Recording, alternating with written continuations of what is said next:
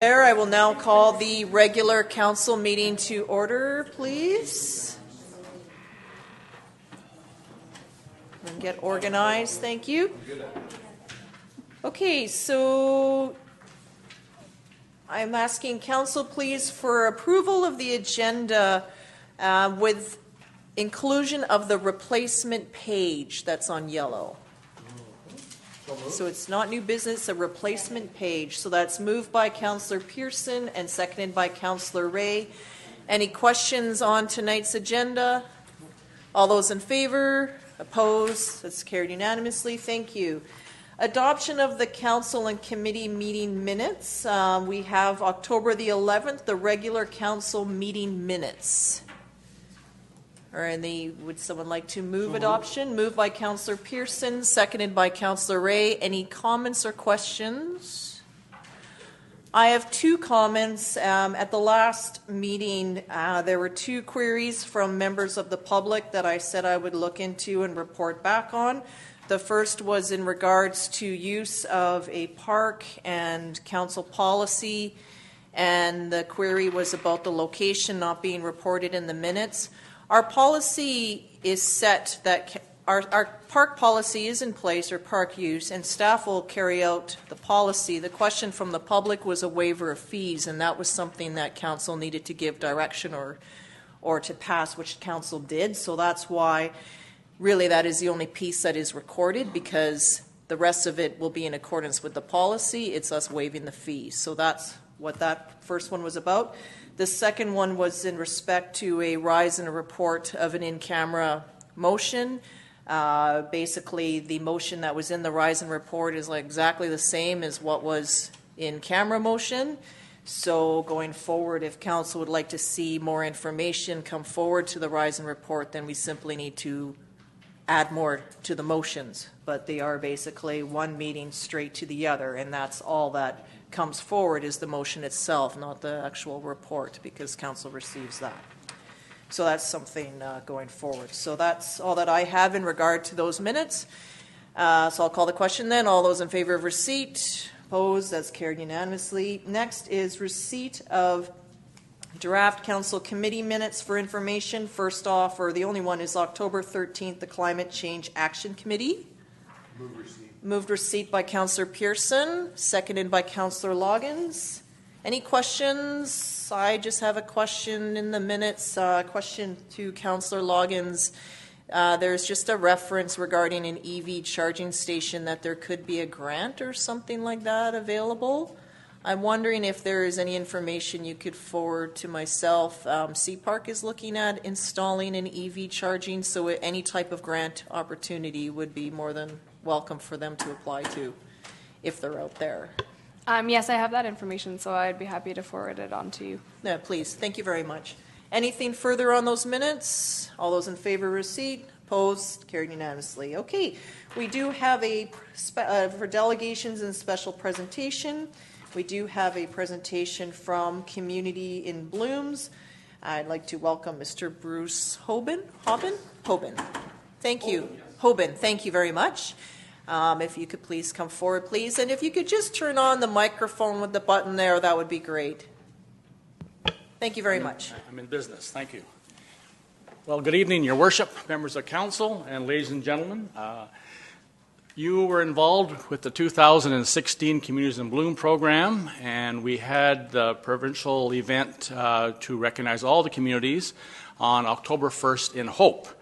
Unfortunately, we had no representation, or wasn't able to have representation from your community, but that's fine.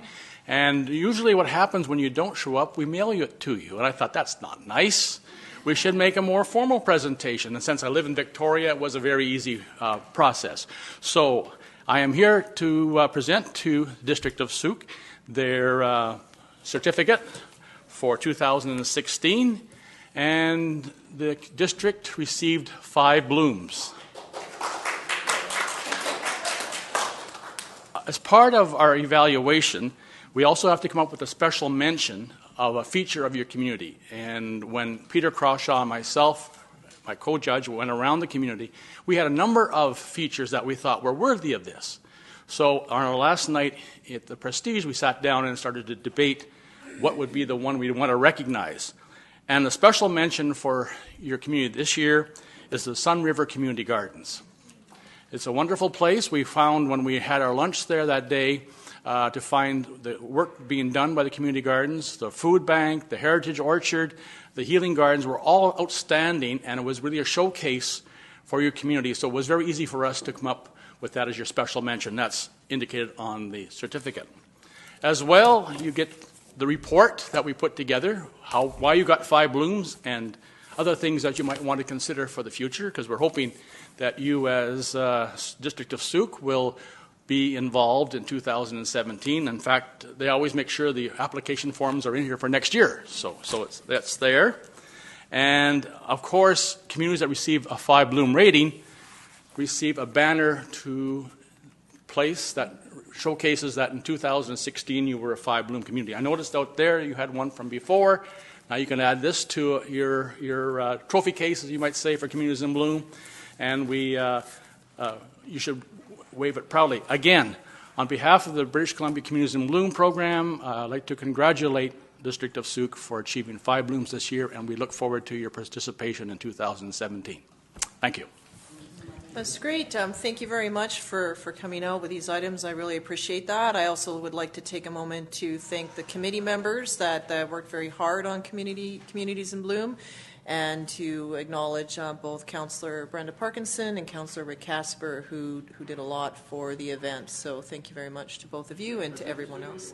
Yes, I will come around. Thank you so much.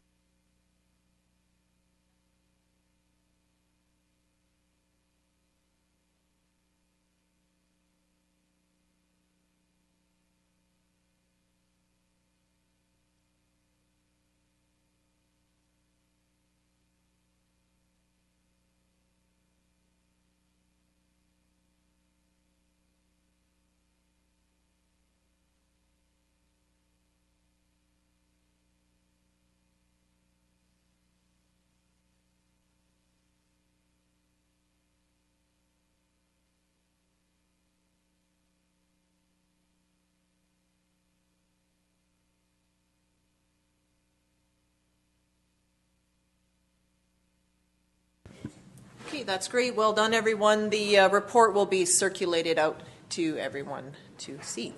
Okay, so we'll move on in the agenda into our public question and comment period.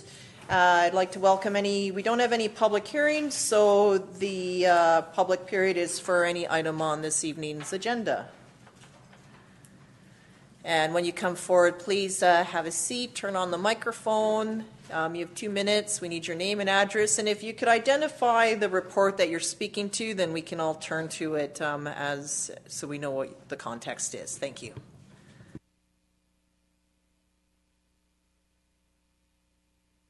My apologies.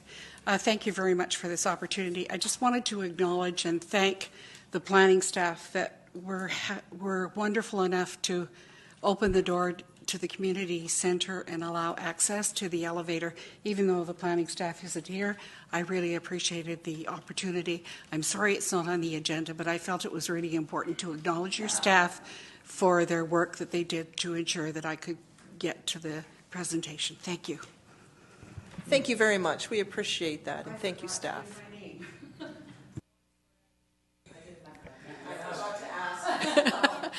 I should know better. So it's Loretta Deutscher, 7026 Wright Road. Thank you. Thank you for keeping me straight. Any other members of the public?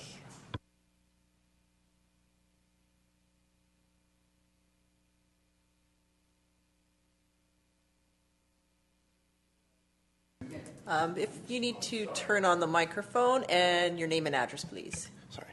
Mark Whiteson, 6845 Beaton Road. It's with regard to the appointment of a corporate officer. By no means am I sitting here against it, as I have no idea. My questions are this. Why was this job posted over the existing contract? Or would the people of Sooke have been on the hook for some dollars if he didn't get the job? He did have a 4-year contract and the probation was over. Can we get a rationale for the wholesale changes at Town Hall? For example, admin is now 5 from 3. How can that not affect the staffing costs substantially, noting how generous we are? And we are generous. The average in BC for a director of corporate services is $99,000 per year. We're paying a premium of $16,000 on top. 1/3 of our public workers earn over $100,000, highest proportion of $100,000 earners in the CRD.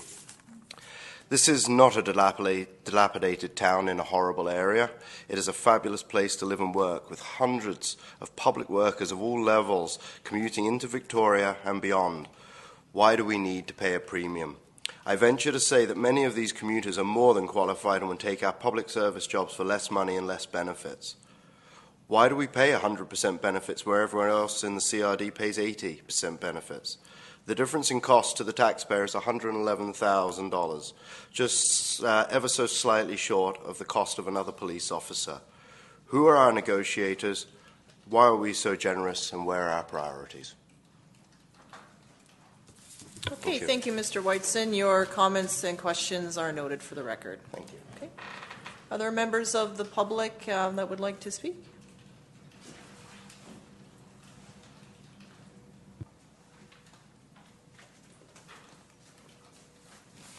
Ellen Lewis, 5526 Sick Road. I just wanted to speak to the request for consolidation of reserves. It just says that some of them, just mentioned some of them, but doesn't say if all of them are going to be consolidated.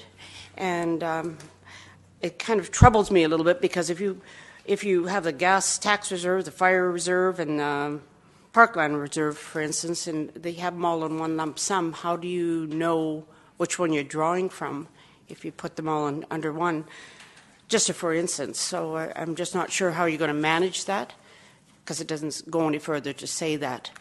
So just a word of caution or a question how that's going to be managed. Thank you. Okay, thank you for your question, Ms. Lures. We can address that when we get to that section in the agenda. Other comments or questions? Call for a second time. Third and final time. Okay, so we'll move on into the agenda. Into our first section is bylaws. Item B1, the bylaw number 636, zoning amendment bylaw 600-24, 7125 Grant Road West. And there is a recommendation, I believe, stated, and is that council adopt the bylaw. Move the recommended action. Moved by Councillor Pearson, seconded by Councillor Parkinson. Any questions? All those in favor? Opposed? It's carried unanimously. Thank you. B2, the recommendation is that council adopt bylaw number 645, Sewer Specified Area Amendment bylaw 147-27. Moved by Councillor Parkinson, seconded by Councillor Pearson.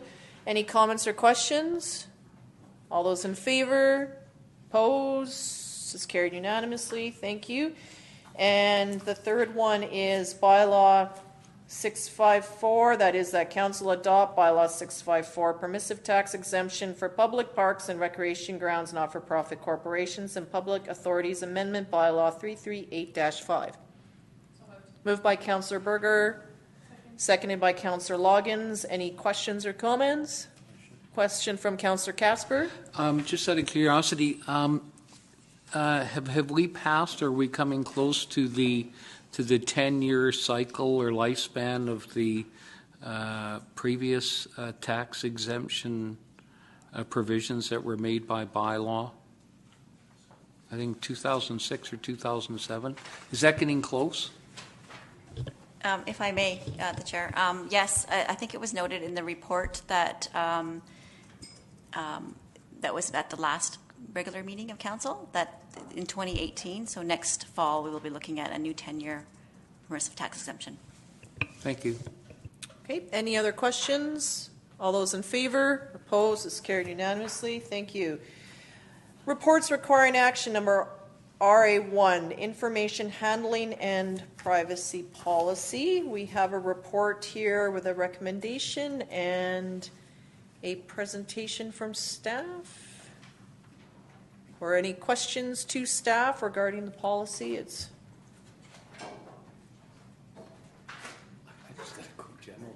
You have a general question? Go ahead, Councillor Casper. So what triggered it? Was this a ICBC thing? that came to us. And how did that come about? I read the report, but there was a letter attached. Yes, the ICBC, letter from ICBC is attached to the report, and this letter went to all municipalities who have an information sharing agreement with them. And so that's led to other stuff, correct? That's correct. Part of the expectations, I guess, from ICBC is to have certain policies in place in order for them to be, I guess, comfortable with being able to have the sharing agreement with us. So we've written a information and handling policy so that it meets their expectations and we can move forward. So just correct me if I'm wrong, but I have read somewhere, and this might be a little off topic, but it is under the provisions of FOI and sharing of information. I read somewhere that municipalities can withhold in-camera information or decisions or stuff that's done in camera for up to 15 years. And then that information can be released. Are you familiar with that? Through the chair, yes, I am, and it's actually they can be withheld indefinitely.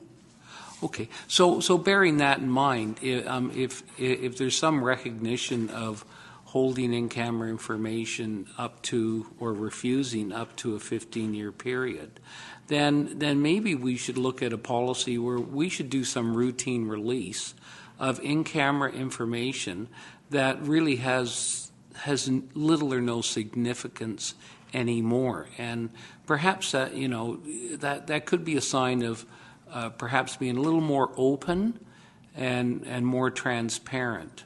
That's one avenue. And the other thing that I might want to suggest is that maybe we should be looking at what's called routine release. Routine release of information is stuff that really the public should have an opportunity to gather some form of information that they see fit on a regular basis. It's almost, you could call it Freedom of Information Day in Souk, where you could just, everybody get on their high horse and say, hey, we want to come and find out something, and no fees charged, and basically have an open door policy. So I'm throwing that out as a suggestion.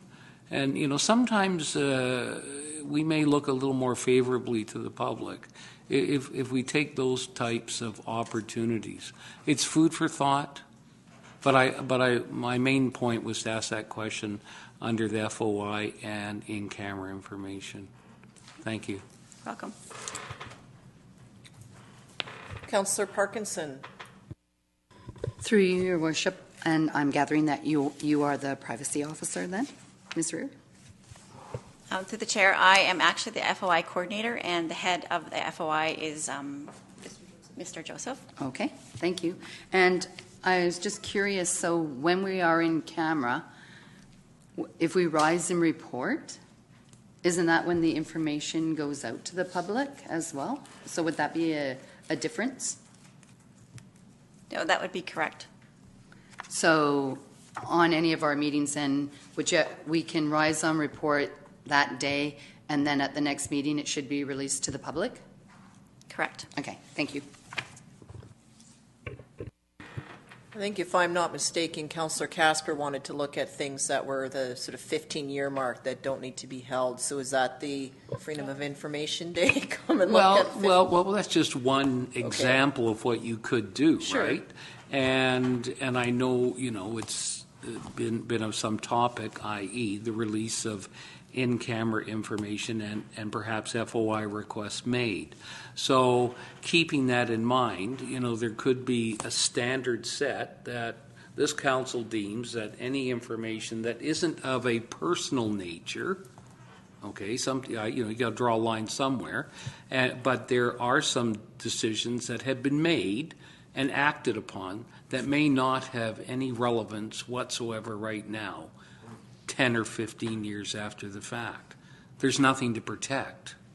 But at the same token, I honestly think that if there's a more proactive approach taken to giving out information on a routine basis, then there's less demand for people making inquiries, which ties up staff time.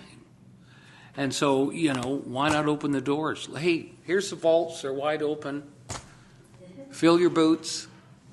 You want a big answer or do you want a small answer? It all depends. Sometimes this is viewed as small. Sometimes that's viewed as a big answer. It just depends what kind of information is in that document.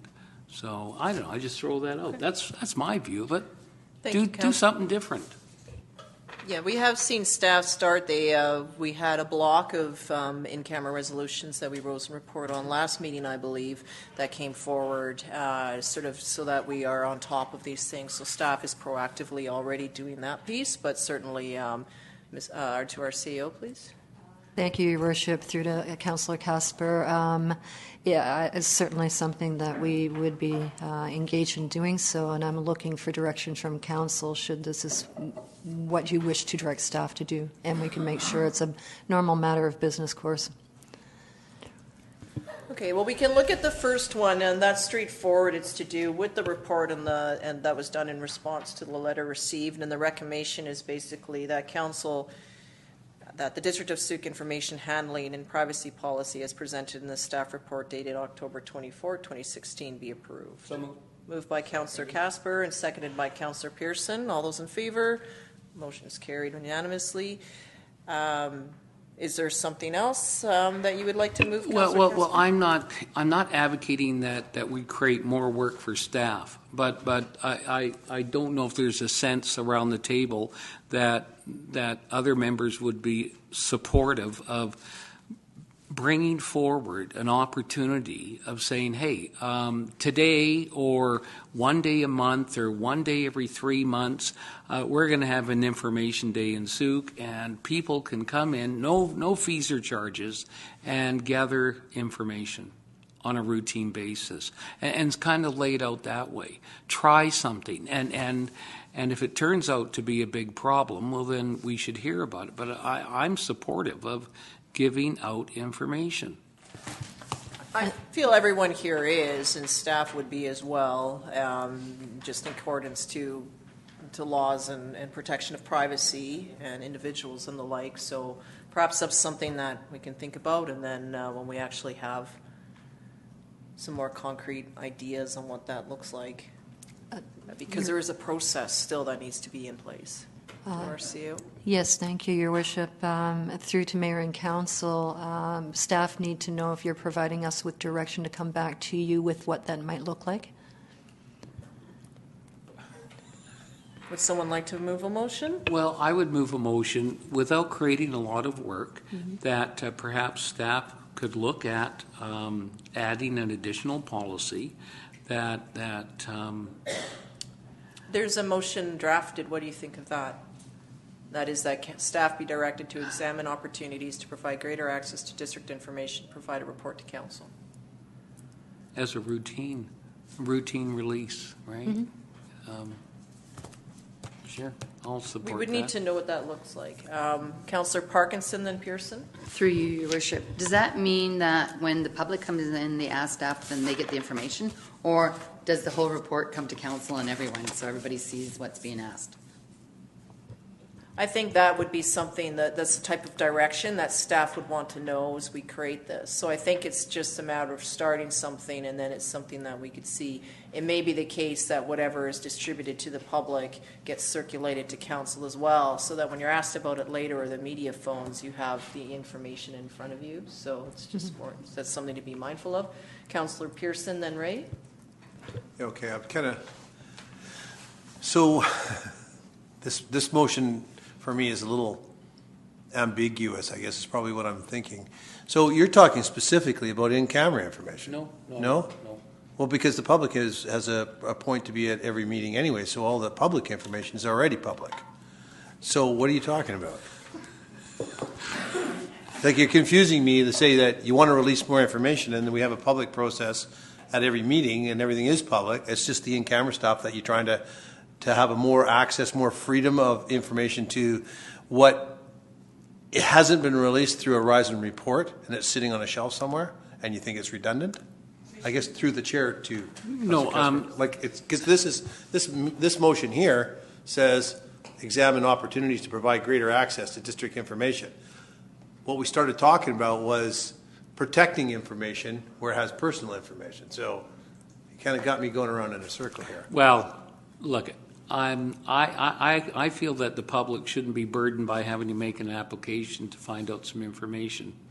So if there's an opportunity for routine release of information on one day a month where they don't have to fill out a pile of paper, they don't have to pay a fee, they could actually come to the counter and say, could I have a look at this file?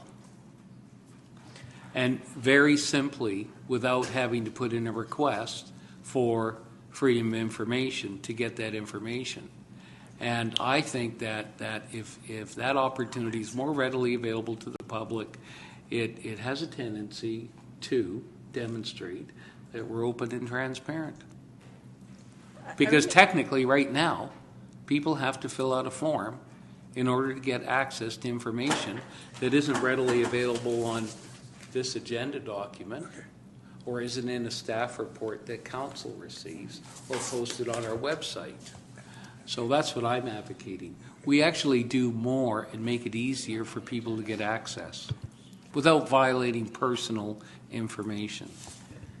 Okay, there's a number of hands up. I'm going to just go to staff first, maybe for response, either to our CEO or to our corporate officer also has his hand up. I'll start with our CEO, please. Thank you, Your Worship. Through to Councillor Casper. The reason we have FOIPOP legislation is because we need to redact information that is of personal or legal or labor or land related. If a person comes into the front counter and asks to see a file, staff would not have had an opportunity to apply that legislation before showing the file to a person. There's processes in place to protect not only staff, but the District of Sauk. And if we start to ignore that legislation, then we get ourselves into a pile of trouble. Councillor Ray, then back to Pearson. Thank you, Your Worship. I'm wondering if Councillor Casper was looking more in line. Well, I won't speak. I'll just say what I don't have a problem looking back to routinely release information after 15 years in terms of what's applicable. But I think it's concerning that somebody could come in because it will create work on that day for staff to have to go through the file and do the redacting.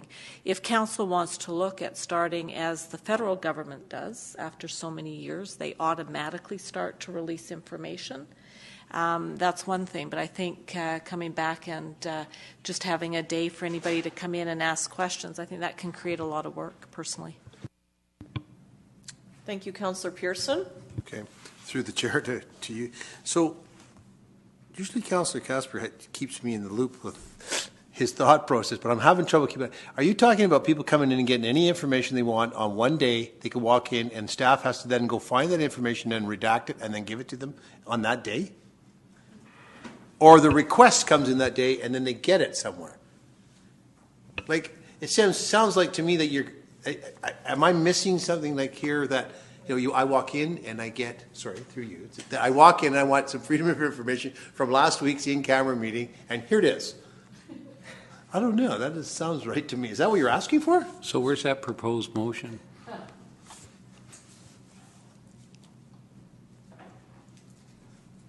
I like the idea, but Normally we don't get into a debate with each other. No,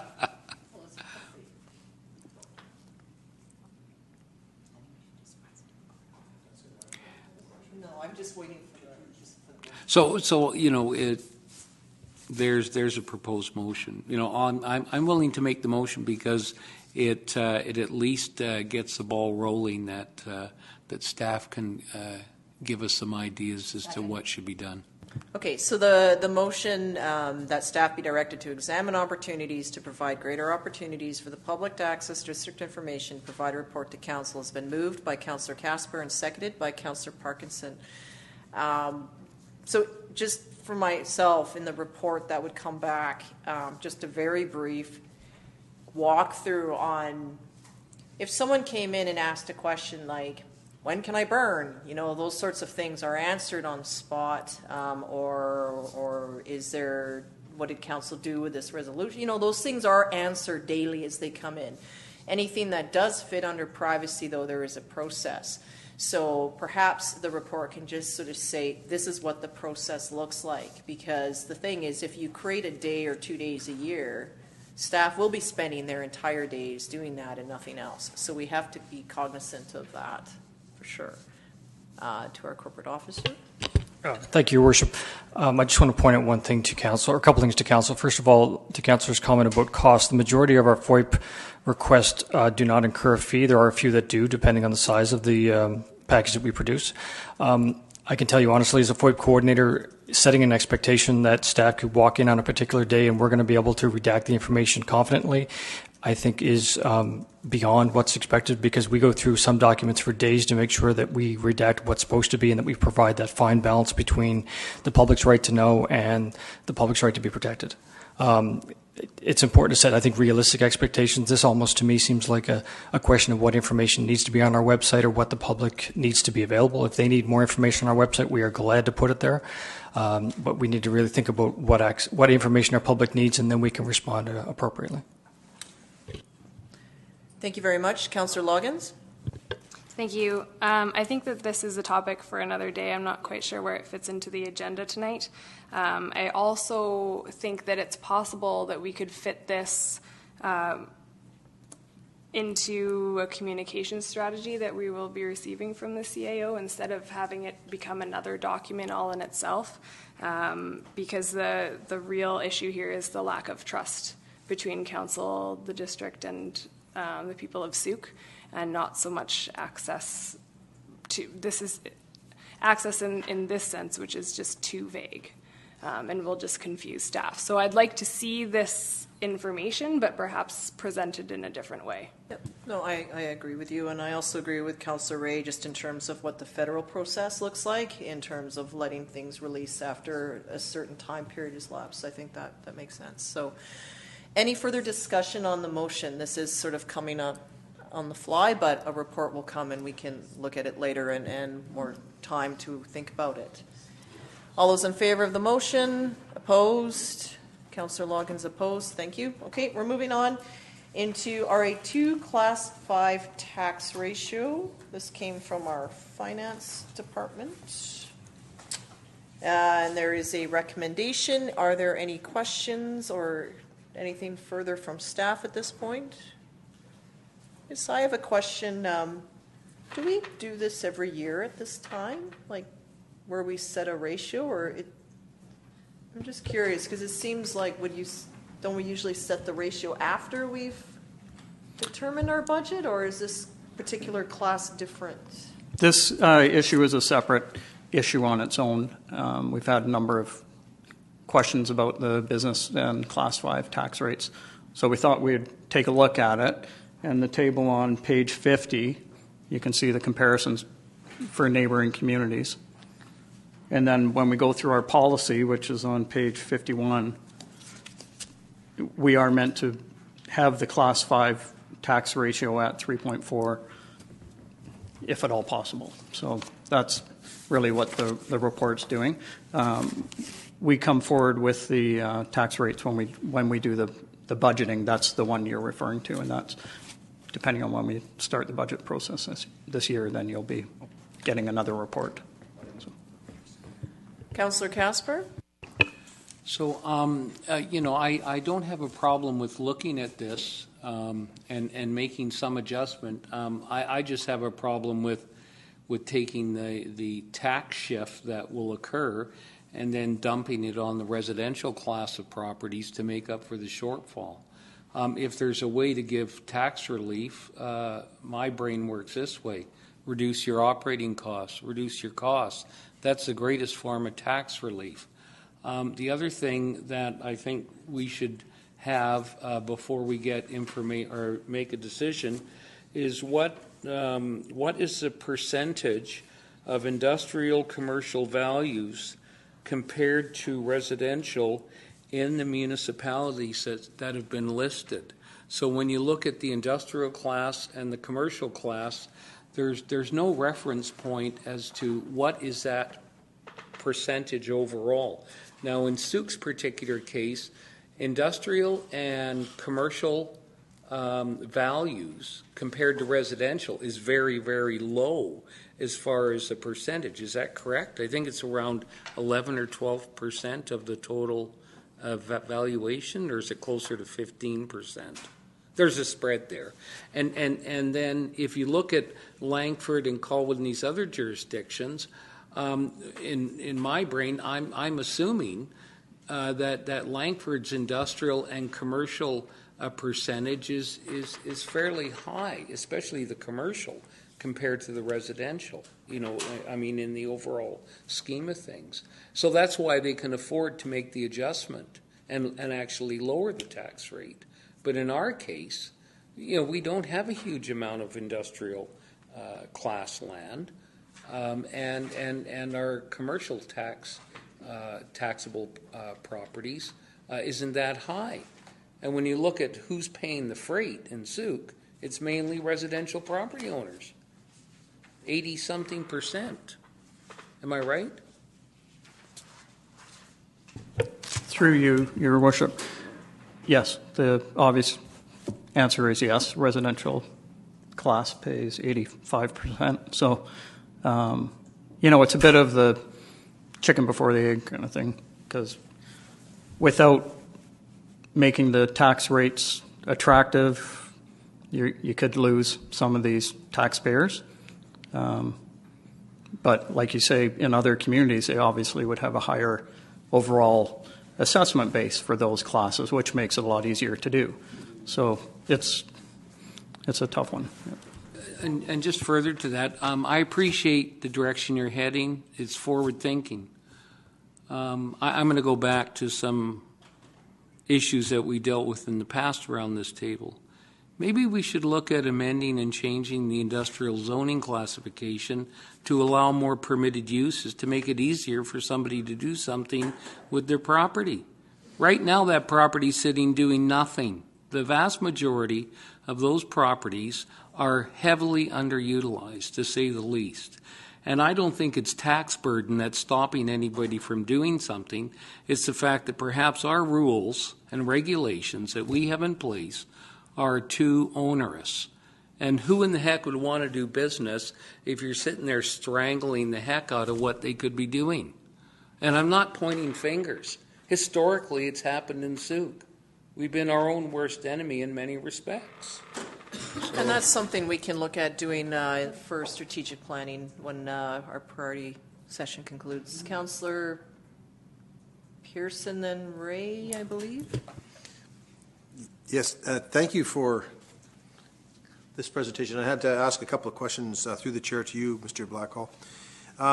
The thing that seemed to be out of place to me, other than Colwood's Class 5 light industry, and I'm not sure, ours appears to be out of line, other than that Colwood one, right? Like, that's the one that stuck out for me. The other three are sort of on an average there, around there. Can you explain that to me? That 32.16 versus the 18, the 20, and the 19. Like the 18, the 20, and the 19 look pretty comparable for our neighbors. Colwood looks very strange. Do you have any kind of explanation on that Colwood one? That would be my sort of... Through you, Your Worship, I don't have an explanation as to why, just that it jumps out at you, the spread. Yes. And, it could be Colwood has an incentive to maybe not have that type of business in its community. Okay. So, but we would have to, Councillor Casper would say, let's get the assessment averages for each community, look at them, and that might be, I think, the next way to go, and maybe see if you're comparing apples to apples. Right. I would second that.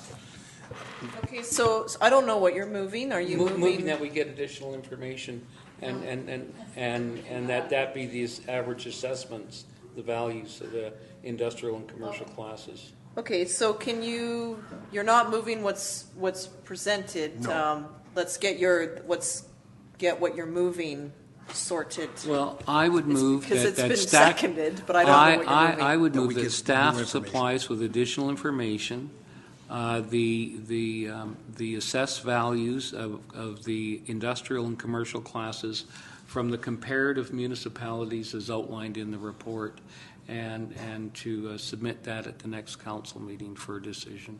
Okay, and that's what you've seconded, Correct. Councillor Pearson? Yes. Okay, so we'll just wait till it's on the screen so that we're...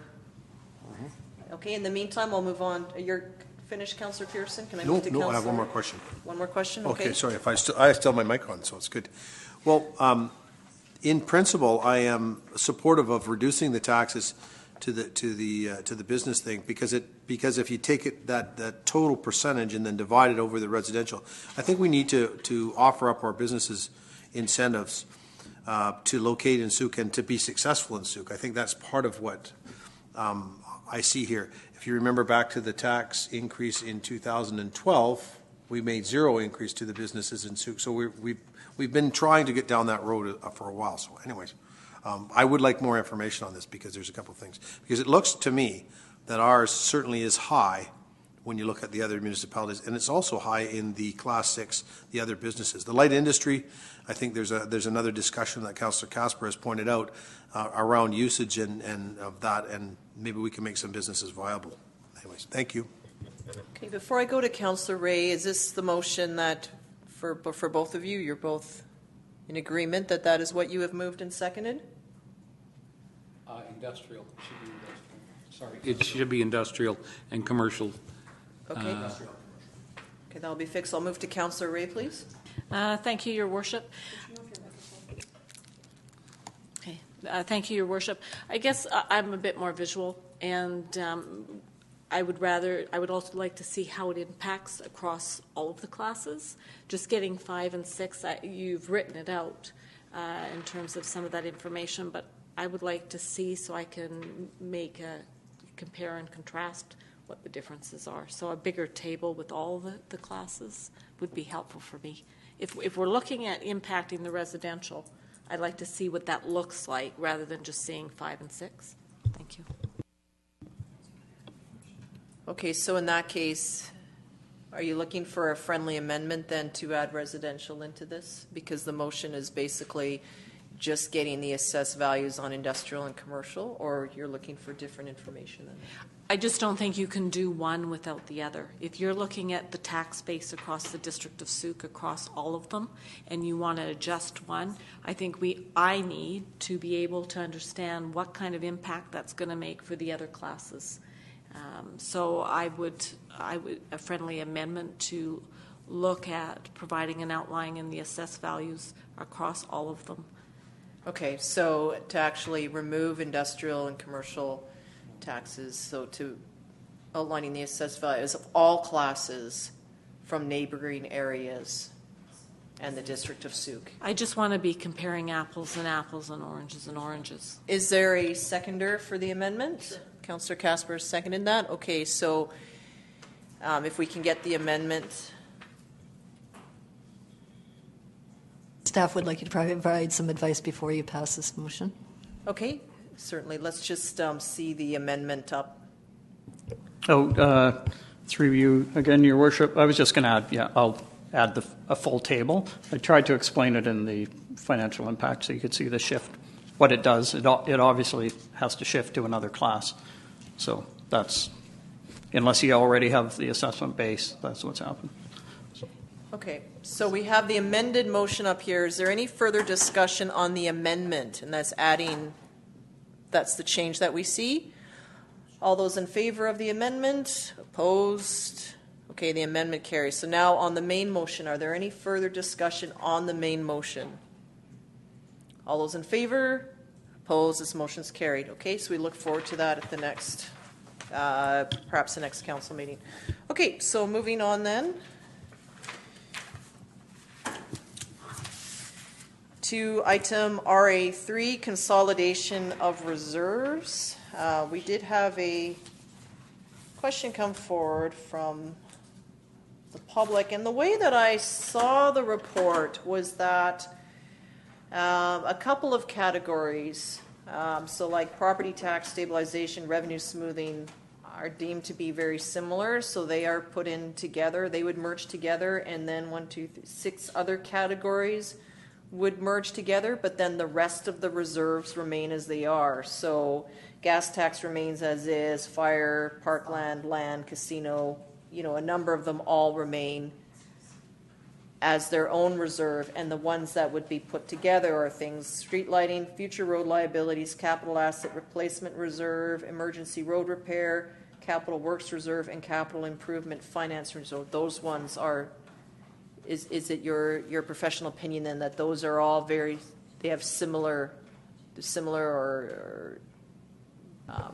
purposes, and that's why they can be put together? That's correct. And Ms. Lewers and I had a discussion about this at the October event. And, if you look at the next page, it's kind of small print, but you can see all the reserves that we have, and they are getting to be quite a big number of them. And the accounting behind this gets quite time-consuming for really what it needs to be and what it's, I think, trying to achieve. Some of these accounts are pretty small and haven't had activity in years. Sometimes you get revenues that are earmarked, for a certain purpose, and these are internally restricted funds for a purpose. And certainly, as the report outlines, it's not to touch any reserve that's there for other legislative purpose, gas tax, for example. It's just to combine ones that, when you read them, they sound like they're for the same thing. So it just really is an administrative efficiency thing. Questions? Councillor Berger, then Pearson, then Casper. Yes, thank you. And I read the report quite similar to you. Just through you to Mr. Blackhall, the examples that are given here with the property tax stabilization reserve that could be amalgamated, and then also the capital asset ones, were those the only 2 examples, or do you have others that you can see in that list that you would suggest us combining? Through you, Your Worship, that's really, I think that's going to be about it. Yeah. Councillor Pearson. And I appreciate your report, or through the chair to Mr. Blackwell. I appreciate the report, and the cumbersome of having so many reserves here. Would it be possible, I guess, for the near future or the future, is that if you are going to consolidate them, that you don't call them reserves, but the name is still there somewhere, so that we could see where that came from? As the accounting piece is probably the trickier piece, right? As opposed to the naming convention. Just a question, because then at least then it would show, okay, that's what went into that overall reserve. Does that make sense? From my point of view, it helps me. That's all. Through you, Your Worship, when we do the consolidation, or we're coming back with another report, that would it would need a new bylaw, obviously, and that bylaw would explain what ones have gone into this new reserve, and when we do the budget process to allocate the reserve spending is where it gets explained. Perfect. Thank you. Okay, so for clarity then, in that case, through the CAO, we'll see sort of like a footnote then. I think that'll just be important that it's noted there, so that if you're comparing year over year, then it's not where did this go, but there would actually be a visible notation and to go forward with. Okay. Councillor Casper. Just some background. I'll give you an example. Under the Emergency Road Repair Snow Removal Reserve, believe it or not, with the contract for road maintenance in Souk, there was an amount of money that was never spent in that contract. And the contract identified emergency road repair and snow removal. And annually, what they would do, and this is a true accounting nightmare. The money wasn't spent, then they put it back into the reserve. Then when they had the start of the next phase of the contract, whether it was 2, 3, or 5 year contract, they then had to reinsert money from that pot to go back into the contract. So what we did is we just said, well, why not just create a special reserve fund for that purpose. If the money doesn't get spent, at least you've got it there in the event of a rainy day, and you don't have to tax people. And staff have the authority that if a road got washed out somewhere, you got a pot of funds to go in and get. The other thing that I think we have to ensure that where money's been collected by way of covenants or any other agreements, that those funds are protected. Because if they're, my fear is that you can't see any of that money then suddenly go into a pot and then spent somewhere else. That's not the intention, correct? No, that is not the intention. Okay. And there are definitely some that we wouldn't consider doing that with for that very reason. So. Right. So I just want to make sure that there isn't suddenly a big pot and then, oh, by the way, we're going to do some more spending. If you don't have to spend the money, then fine. Or spend it in the category that it was earmarked for, correct? Yeah, through your worship, what we're just trying to do is make this more efficient. I mean, if you look at the budget sheet too, the capital sheet is this crazy big sheet because we have, say you got $50,000 for a project, you might have to draw it from 6 different reserves, but, not in reality, but it could be a number of them. So if they're capital asset type, the nature of them, then combining them would make it much more efficient. If there's some that have had monies put aside for a very certain purpose, they can't be consolidated with the general type of ones. So a good example is the sewer fund. There's 3 separate categories for sewer. They all relate to some form of capital upgrading. Not DCC related, but capital improvements, just dealing with the day-to-day stuff, correct? That's correct, and that could be a sewer capital fund. Right now we call it Reserve for Future Sewer Expenditures. It's sort of the ones that are vague and could be used for a number of things. It's much more efficient really to just combine them for that purpose. Ones that are definitely restricted can't be combined like that. Yes, so we do require a motion. There's a recommendation that council direct staff to proceed with consolidating reserves where appropriate and provide a summary of changes at a future council meeting. So moved. That's moved by Councillor Parkinson, seconded by Councillor Pearson. Any further discussion? All those in favor? Opposed? Motion's carried. So there'll be more to come. Okay, RA4. This is the appointment of our municipal corporate officer. There was some comments early in the public input. Council has 1 employee, that is our Chief Administrative Officer.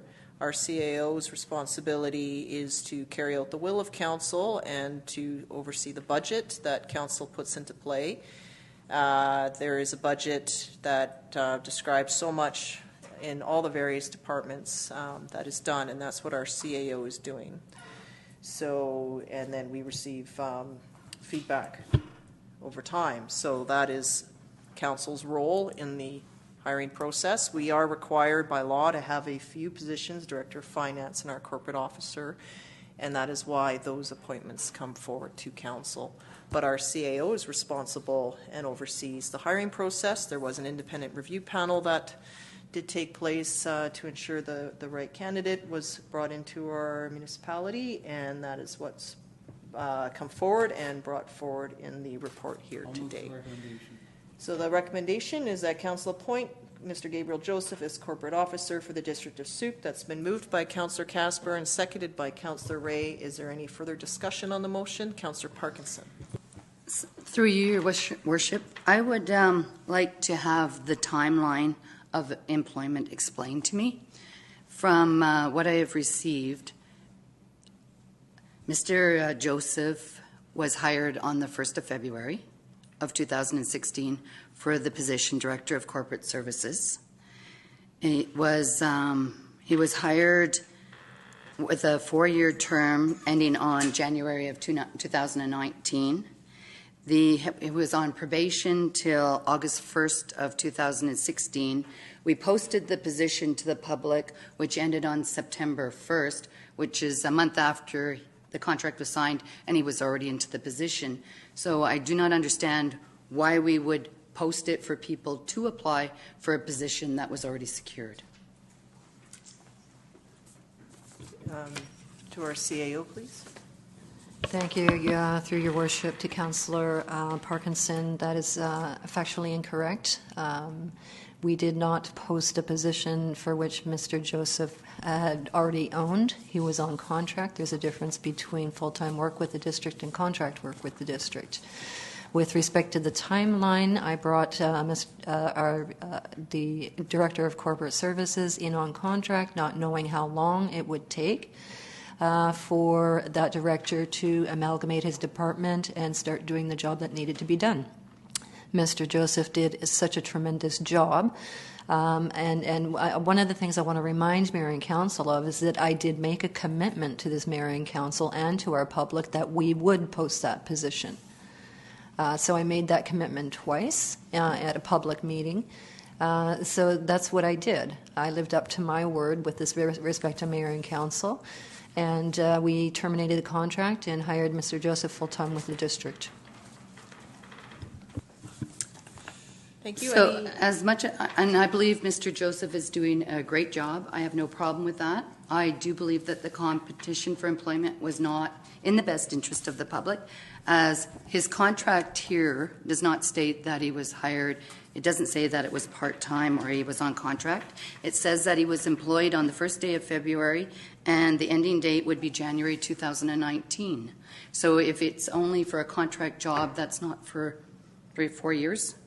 And it ended on August 1st and we posted it for ending on September 1st. That's what the paperwork says. So. Okay. Any further, Councillor Loggins? My first question through you, Your Worship, out to our CAO is just what the change was in the replacement page. I just didn't see that. Thank you, Your Worship. Through Your Worship to Councillor Loggins, the change on the yellow page was that the original document said it made reference to the CAO offering the corporate officer position, which was incorrect. The CAO cannot do so. It's Mayor and Council that appoints the corporate officer position, so that was changed. We also included the hiring process was done by an independent panel. And I thought that was important information for Mayor and Council to have, given the criticism that was received earlier this year. Thank you. And then my next is that I just have to echo what Councillor Parkinson said, that, and again, nothing against Mr. Joseph or our CAO or anyone, but because they're all doing great work, and I strongly believe that. But the timeline is very confusing, and I think I had this exact same problem.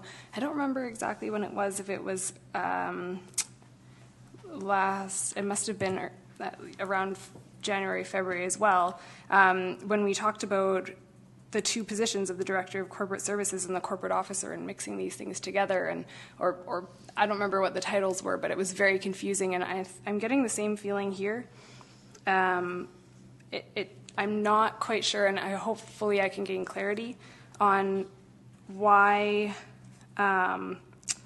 because you mentioned, the CAO mentioned the contract being different from the being an employee, but the contract was for 4 years until 2019. So I'm just confused about what positions were meant to be and where and how and why.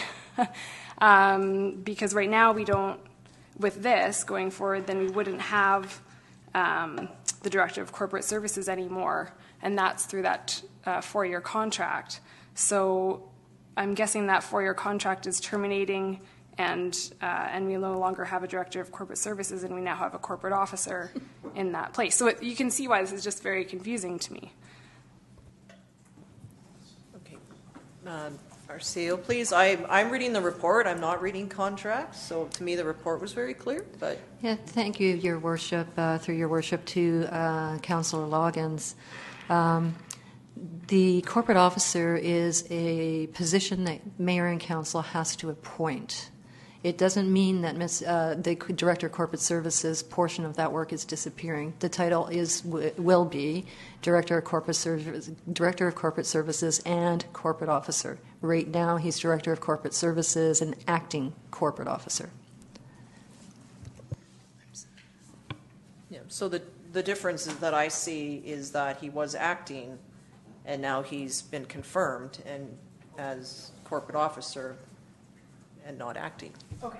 Right? So he was brought in on an acting basis, but was also carrying out the Director of Corporate Services aspect because we were looking at a lot of streamlining that was occurring in-house.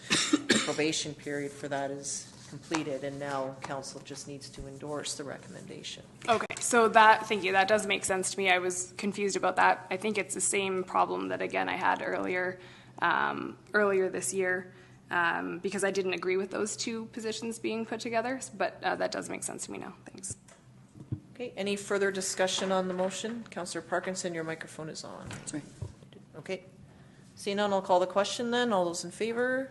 Opposed? Councillor Parkinson is opposed. My vote recorded, please. And her vote will be recorded, but I would like to thank Mr. Joseph for the work that he's done, as well as those within your department. Really appreciate the streamlining, the efficiencies that we've seen to date. You're of great support to me, so I truly value that, and would like to officially welcome you to the District of Sooke, and I look forward to continuing working with you and your department. Okay, so moving along is RA5. We've received a resignation from a member of the Board of Variance Committee, or Board of Variance.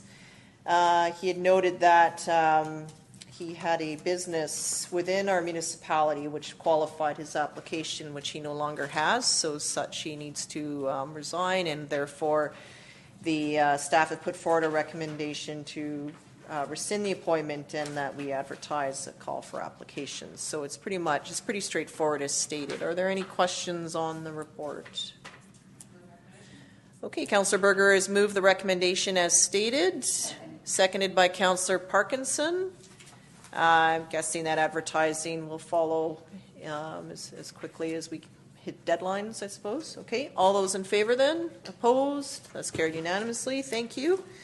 Okay, we're in our reports for information section, starting off with mayor and council reports. Do I have reports from councillors? Who would like to go first?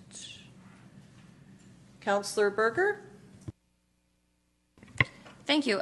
Just a quick update on Sea Park. We started our, we had to do an update of the service plan. The board looked at the service plan that Sea Park has, and we did a proposed new update, which will go to the CRD board, just with the addition of the golf course, now that that's under their umbrella. And on that note, the golf course next year will be open from May to October. There was some scrutiny around town about it not being open long enough, but that's because there was no previous ownership. We also started the budgeting process, and for 2017, major capital plans that we have happening at Sea Park, is the addition of a new fitness facility, which on my time on that board, which has been about 5 years, that's been the major, I can see Loretta nodding her head, the major comment. We get the comments every single month at our meeting, and that's been the major comment, that people wanted a fitness facility. So the board's been very diligent, and so with the Sea Park staff, they've managed to save $1.25 million in the reserves for the expansion of a fitness facility. So that'll be spread over 2 years, most likely in November 2017 and 2018. So that'll be coming out of the Capital Reserve Fund. And then we started our budget deliberations. Right now we're currently at about an increase of 2.27%, but nothing's been finalized yet. Thank you, Councillor Berger. Councillor Ray? Certainly, thank you, Your Worship. Just attended an executive meeting for the Vancouver Island Library Board in Nanaimo. I also attended the Mayor's open house, which I thought was a great opportunity to have conversations with members of the community. I also attended the Sooke Fire Rescue Annual Banquet. I thought it was a great opportunity to recognize our firefighters and all of the work that they do for our community. I think it was also a great opportunity to recognize our ESS people. I think that's one area that I would like to see if we could sort of better acknowledgement of the work that they do, particularly given our presentation this evening by Ms. Bird. These are the people that are helping to coordinate pods or groups of throughout Sooke in case there is an emergency for whether it's tsunami, earthquake, even including fires. So just take this opportunity to thank all of the volunteers for all the great work that they are doing, helping to keep our community safe and to be prepared. Thank you. Thank you, Councillor Ray. Councillor Pearson? Yes, thank you. I attended the Juan de Fuca Water Distribution meeting on October the 4th, and the highlights were it was the annual budget. And the highlights for us is that the water rate's not going to go up. The 2017 rate is exactly the same as the 2017 proposed rate was exactly the same as the 2016 rate. There was nothing really significant in the budget other than, there's some big projects, DCC things coming for the Bear Mountain area. The agricultural rate is the same, the industrial rate is the same, and the residential rate's the same. The one thing that hasn't gone onto our agenda is the waterline extension up Otter Point Road, which I'm expecting a report or a discussion next week with the chair of the Water Commission, or with the chair and with the CEO for the water. That's it from the Juan de Fuca Water Commission. It's a very well-funded, well-balanced commission, little debt ratio to the retail, so it's well-run, has low debt comparatively to other commissions, and so it's a success story. That's the model that a lot of other commissions would envy to be in. So again, it's kind of a pleasure to serve on the commission. I've learned lots about the water distribution in our area. That's it. What I have to report about that. On October the 10th, I had the distinct pleasure of going into the I think it's called the Saltwater Series Fishing Derby with Councillor Casper. Councillor Casper caught the 9th largest coho fish in that in the derby. So the proceeds from there went to the Sooke Food Bank. It was a great day, and there was about 150 fishermen, I believe, and Councillor Casper was 9th place. So congratulations, Councillor Casper. Well, I handed the rod to Councillor. Oh, never mind. Yes, I did. Councillor Parkinson? I attended the Historical Society meeting, and I left all my notes at home, but I just wanted to make mention that they're going to be holding a Christmas night market for 2 days, which is going to be on December 9th and 10th. And I also attended the mayor's event over at the community hall, Talktober, and the fire services banquet as well, which was wonderful. Thank you. Thank you. Councillor Loggins? Oh, just a quick update. Went to Talktober as well, and the Sooke Firefighters Banquet, which is always a good time. Won some prizes. Community, thanks to Councillor Parkinson, it is true. The Community Center Committee, we had that meeting just last week, and I know the minutes aren't out quite yet, but just wanted to give a heads up that they have a big ask in terms of moving things forward, so it's going to be pretty exciting, I hope. And also, there was the 20th anniversary of the new building at Edward Milne and the 70th anniversary of a high school in Sooke, and that happened just a week ago, was it? Councillor Berger was there as well, Parkinson, a few others, and it was such a great event. It was really a great pleasure to be there. Tons of old faces and new faces, and a lot going on. So that was a really great event. So congratulations to Sooke for having a high school for 70 years. That's all. And the artwork around the building. Thank you, Councillor Loggins. Councillor Casper? Yeah, I attended the Regional Water Commission meeting last week. The 2017 budget has been approved for that operation. I did argue on behalf of users that the wholesale water rate should be reduced. The rationale behind that argument was that actually more water was consumed by users this year, and they ended up with a surplus. So I pointed out that the reason why the water rates went up in 2014 was because people actually led the way in reducing their water consumption, which created a revenue shortfall, and so the rates went up. And then this year, more consumption was had, and I thought, well, why not, split the difference, and instead of rolling it into a surplus and sitting on it, why not give the consumers a break, because they led the way. But that fell on deaf ears. They wanted to keep the money. So there is a larger than anticipated surplus in their account for 2017. And as Councillor Pearson said, the wholesale water rate will not go up this year. Thank you. Thank you.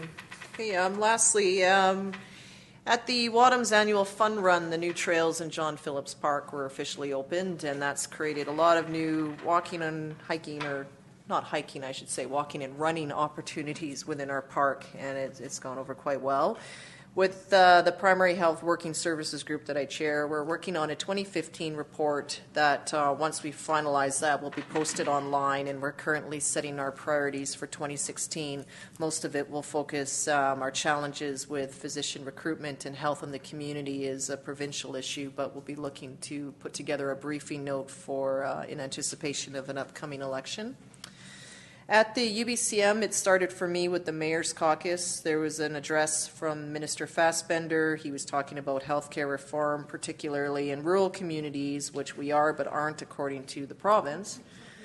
Education, meeting growth and declining enrollment, as well as BC's position on the Trans Mountain Pipeline. The province is pretty firm that the 5 conditions need to be met, which we'll see. That'll come probably in December, as to where the province sits on that. Other discussion at the Mayor's Caucus was fiscal futures. This is a report put out by the UBCM itself. The question is, do local governments have the right revenue tools for the service we all need to deliver, including updates to infrastructure? At the moment, we don't, being focused on property taxes only. So that is a very important emerging issue for the UBCM, and something I'll be able to report out on more in the time to come. There was a report regarding policing. The police were reporting out in BC as a whole that actual crime is trending downwards, but the mental health files are very dynamic and very challenging. And then, of course, they're dealing with a lot of emerging issues, dealing with vulnerable persons, which could be anyone from youth, mentally ill, elderly victims of domestic violence, so forth, cannabis, and cyber activity, as well as officer wellness. So there's a number of areas that are being focused on. I had a few minister meetings, mainly the Minister of Health and the Premier's office, although I didn't meet the Premier because the Royals took priority over a meeting with me, which I understand.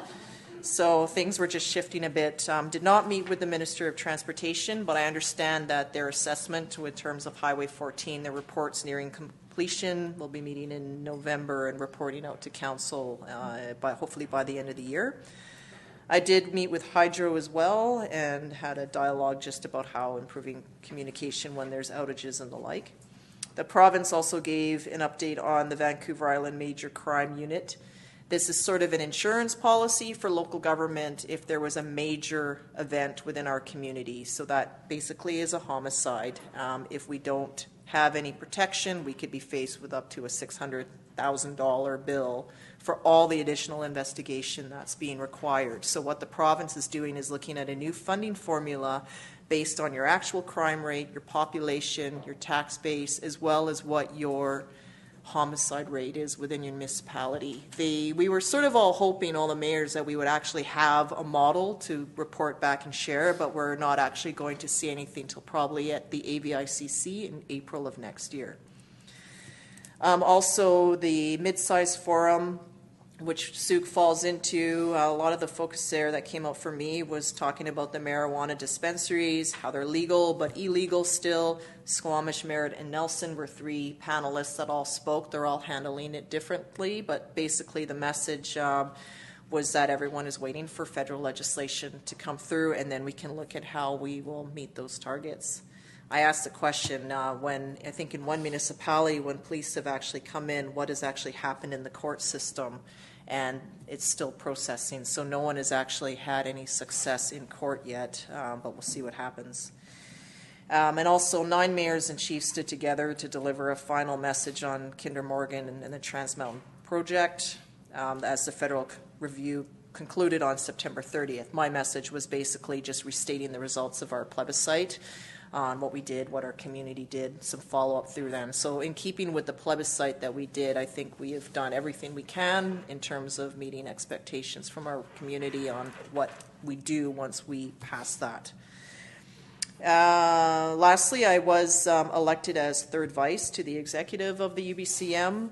The executive meetings will start in November. I'm starting to get some preliminary information.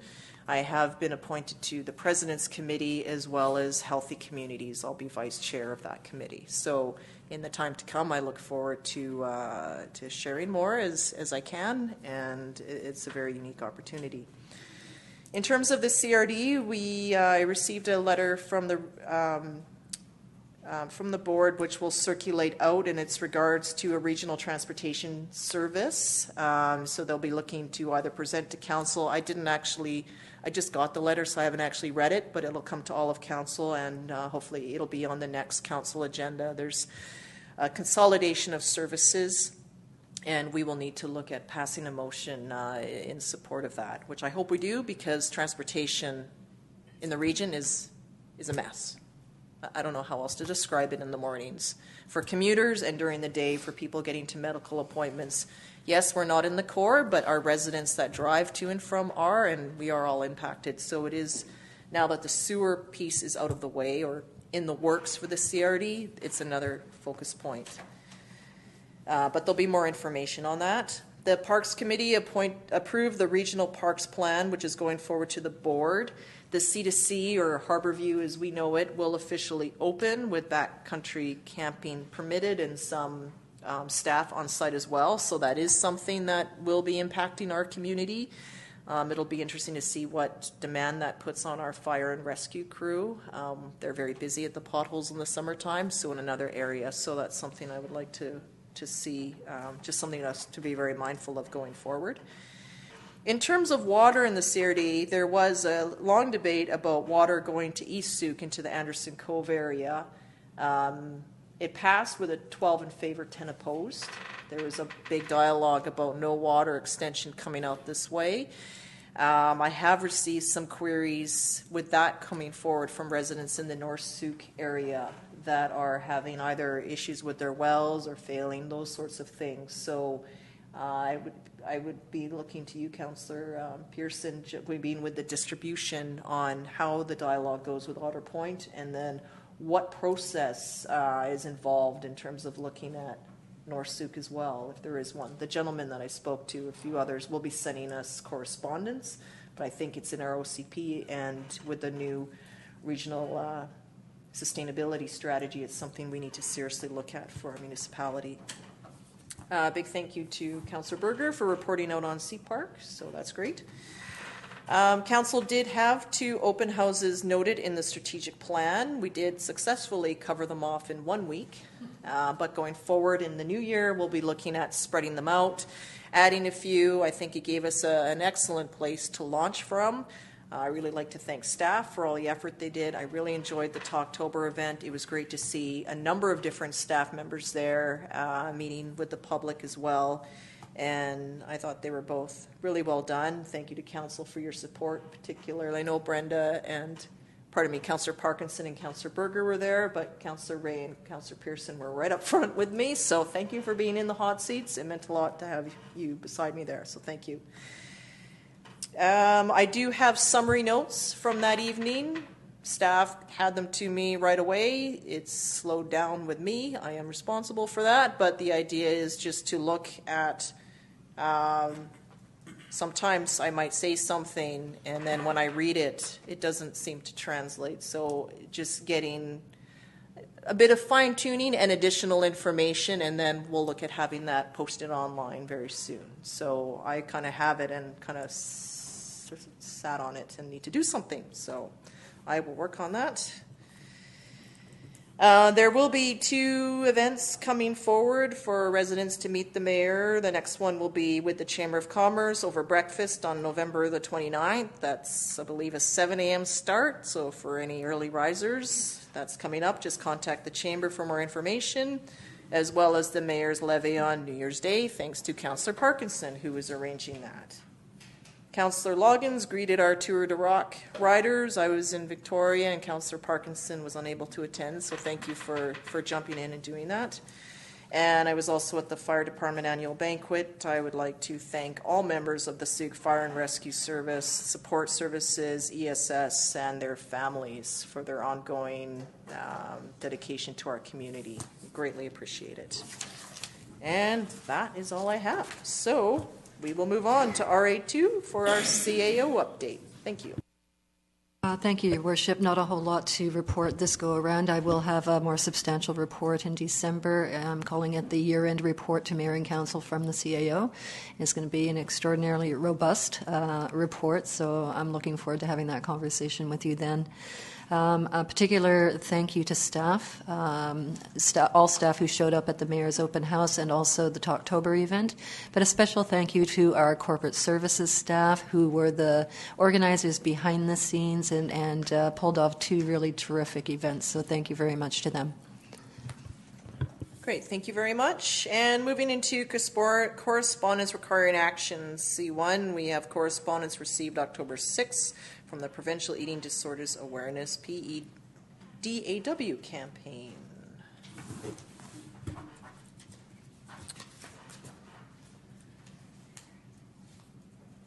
They are, within the report, there's some ideas on lighting up purple on Friday, February the 3rd.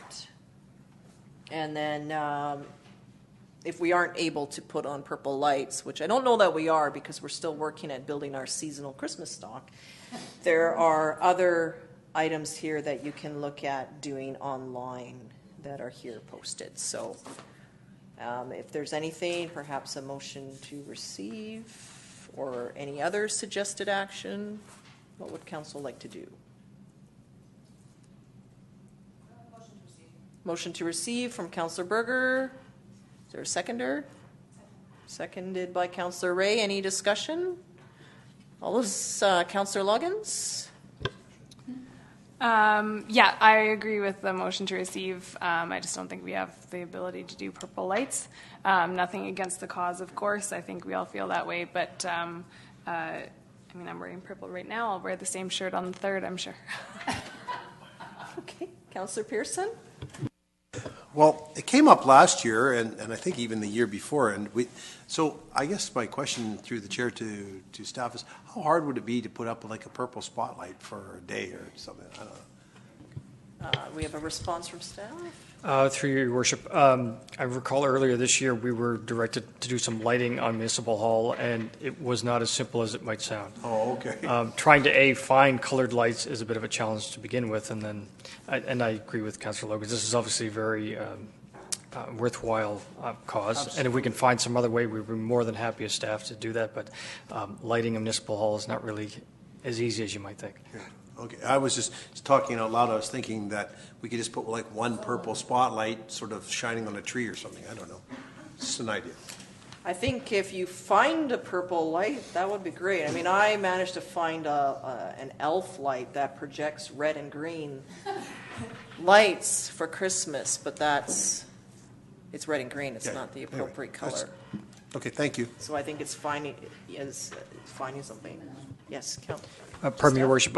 Just to this point, because we've had this idea of lighting come up a couple times, if Council would like us to look into some sort of lighting going forward, if we had several lighting events during the year, we could certainly look into that, if that's the will of Council, obviously. Up to you. Thank you very much. Okay, I'll call the question on receipt. All those in favor? Opposed? Motion's carried, but feel free to visit the website for information. We then have the next one. There is a, this is from On the Spot. It's an app. We did have staff reach out just to see if they were around to perhaps attend as a delegation to give some examples on this, but we weren't successful in getting a response. So unless any follow-up was required, I'll entertain another motion to receive from Councillor Pearson and seconded by Councillor Loggins. Any discussion? All those in favor? Opposed? Motion's carried. And lastly, we have our block I-1, correspondence for information. This is correspondence received from September 27th to October the 17th. Moved receipt by Councillor Parkinson, seconded by Councillor Pearson. Any discussion? I guess the question is this working for everyone? Council or staff have been actively sending it out almost on a daily basis so that we have it all and it's electronic and it's easier to read. So there's a lot of work that goes into it, but I do appreciate the effort of getting it to us. Councillor Pearson? Yeah, I want to say thanks to through the chair to the staff for all the communication that's flowing out. So it's well done, and those letters come out every day, so it's good. Thank you very much. Okay. Then call the question. All those to receive the correspondence? Opposed? That's carried unanimously. We do not have any in-camera resolutions to report out. So on that note, we will adjourn the regular open portion and take a recess and reconvene in camera. Moved by Councillor Loggins, seconded by Councillor Ray. All those in favor? Opposed? Motion's carried. Thank you, and thank you